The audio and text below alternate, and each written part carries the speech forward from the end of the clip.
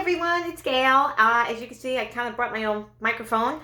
Thanks for having me. It's actually a blush brush, but I like to improv. Okay, so it's been a great year, and even though it's only February, but I finally started to date, and I'm very excited about that. The only problem is I met my boyfriend about a week before the pandemic started. Okay, that's the kind of luck that I have, that I could meet somebody that I can only see once every 10 days. All right?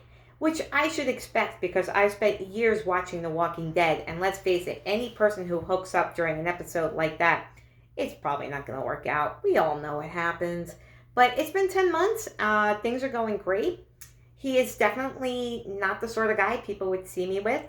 He's a big burly guy. I was married to basically Jake from State Farm.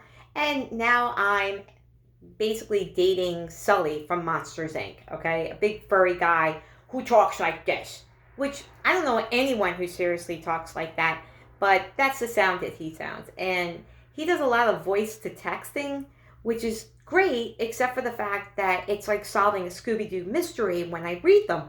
I'm actually starting to take online classes, Caveman 101, because a lot of times I don't even understand what he's saying. I just nod a lot, smile and wave, boys, smile and wave.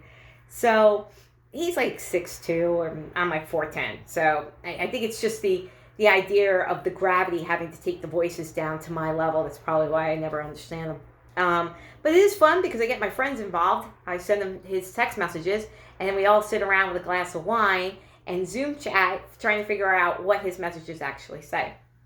The only bad part is that because he's a big furry guy, he does shed, okay? But it's nice. He does let me brush him when he wants to sit still. So it's great. I brush my dog. I brush my boyfriend. Everybody's happy. The only, the weird part was like the first time I actually ever had him sleep over, and which I think my dad figured out because he had come over to hang up drapes and he saw these big giant slippers next to my bed, and he knows that they're not mine. So sorry, Dad, for the surprise. And my dog, likes to sleep on top of the pillows. And there's my boyfriend, and he's just kind of like, all sorts of sweet things. And then he realizes, he's like, hey, is this you or the dog? And I look up and I'm getting the evil eye from my dog. Like, if you ruin this for me, okay, do not say a word, lady, or I will shit in every shoe in this house. And I'm just like, holy crap, I'm like, yeah, honey, it's me. And then, of course, my dog goes to sleep. I go to sleep, but I got one eye open because I'm afraid.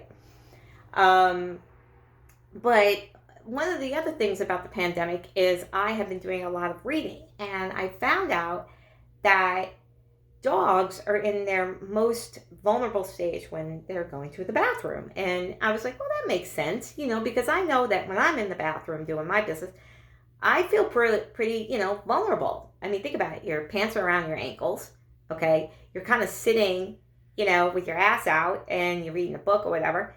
And what if somebody was to break into your house during that time, okay? So, I mean, what do?